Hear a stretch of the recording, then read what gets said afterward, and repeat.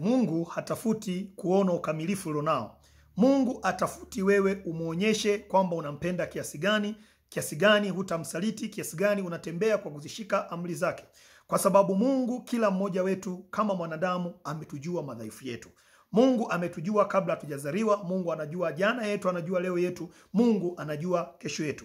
Biblia inasema katika kitabu cha Marko sura ya 14 kusoma mstari wa 26 mpaka mstari ule wa 31 kwamba Yesu akawaambia wanafunzi wake kwamba atakufa, na wengi wao baada ya kufa kwake na kukamatwa basi watamsaliti na kumkimbia. Lakini mwanafunzi mmoja aliyeitwa Simon Petro anainuka anasema kwamba Bwana, mimi hata wengine wote wakukimbie, mimi sitakukimbia. Petro alikuwa anajaribu kuonyesha kwamba yeye ni mkamilifu, kwamba yeye amempenda Bwana tofauti na wengine. Hata wengine wakitokea kumsaliti Bwana na kumkana, yeye kama Petro atabaki naye. Lakini Yesu anamwambia kwamba kabla ya jogoo hajawika utakuwa umenikana mara 3, kwa sababu Yesu alijua kwamba Peter ni mdhaifu. Pamoja na kwamba alitembea naye, alikula naye, alikuwa anakwenda kuwa kiongozi wa mitume, alikuwa anakwenda kuwa mhubiri mzuri, lakini bado kama mwanadamu Peter alikuwa ana madhaifu. Kwa acha kujaribu kuonyesha mbele za watu au wewe mwenyewe kujidanganya kwamba wewe ni mkamilifu mbele za Mungu, kwa sababu anayetukamilisha ni Mungu. Mungu atafuti sisi tuwe wakamilifu,